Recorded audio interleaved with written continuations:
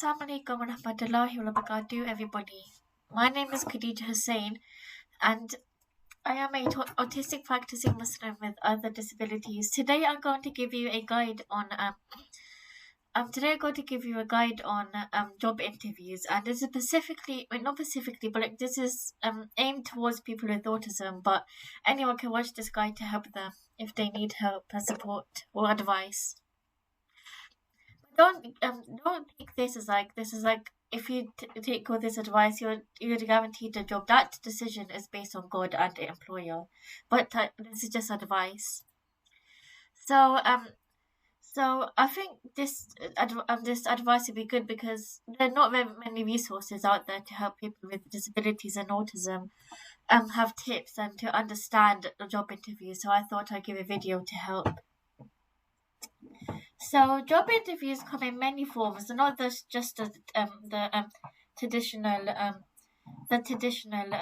quest Q&A, like when you like employer asks you questions and you have to answer the questions. They come in many different forms because I had a few past interviews in the past, and one of the interviews I had was like a taster day. So I basically it's like a day of volunteering where I was at the nursery, just interacting with the children, and the employer was seeing that like my practical skills is basically like a trial day for to see how good I am in the job for different employers and for me to kind of see what the environment is like. And another job interview I had was pretty much the same thing, but there was also like a written task where there's like scenario based questions where I had to write in a certain amount of time in a certain amount of space.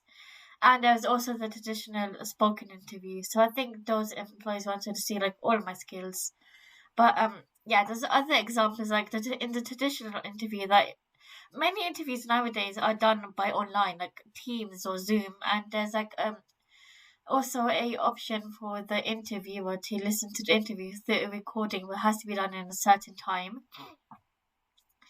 So this is advice on preparation for the interview, like they ask you can ask the employer for like by email for example of questions for the interview. But if they don't give you the specific questions, they may give you advice, and like they might give you like a roughly what subject the interview questions are going to be on, and you can use AI like Google or or ChatGPT to give example questions.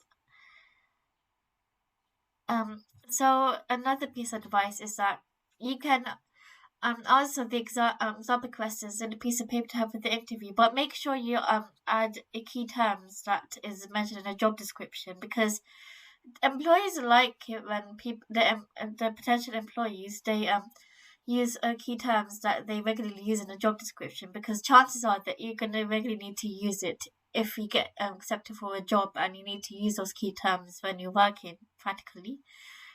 You can ask for a rough timetable on for what the interview slash day is going to look like. So for one of the interviews, I did that, and I they gave me a rough timetable for the first 15 minutes. It was a written task.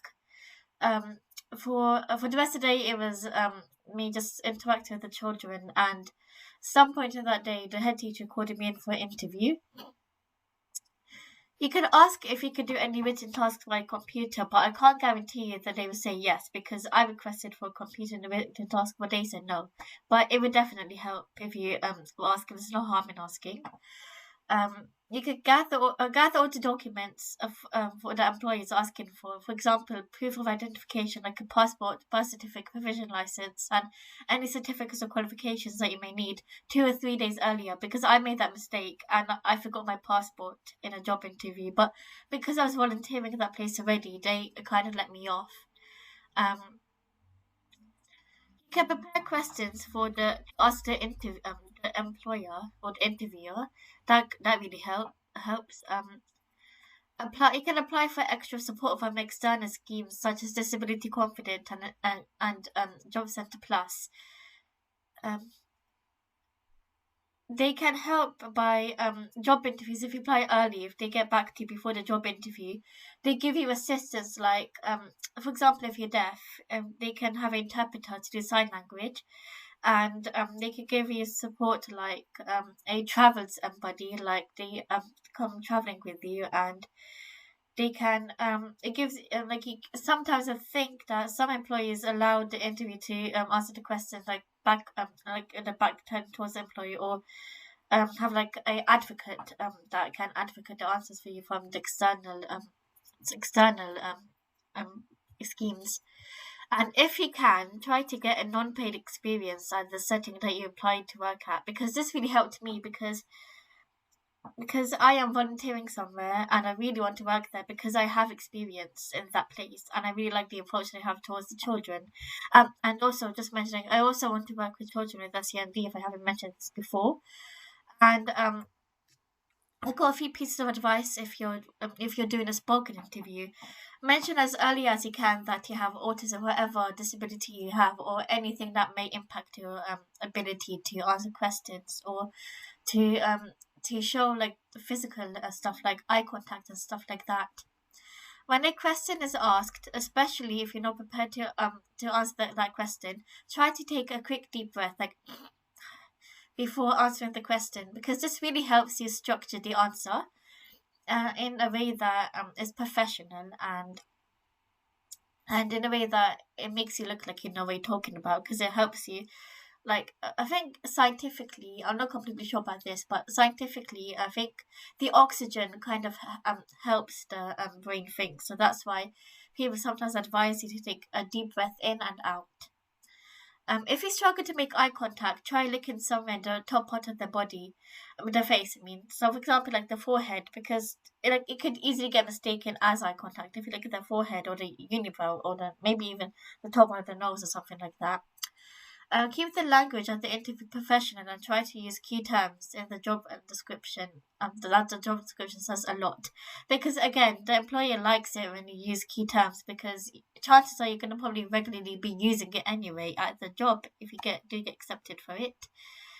And give examples in your answer. For example, there's a few questions that I was asked that I used situational examples in my answer, because again, I was volunteering at that particular place, and I've noticed that some of the things that happened in my time of volunteering kind of linked into the question, and you can also give examples. For example, um for example, like a communication or safeguarding question, like for somebody who's like deaf or something, they may have like a communication barrier in order and for the situation in the communication or safeguarding question.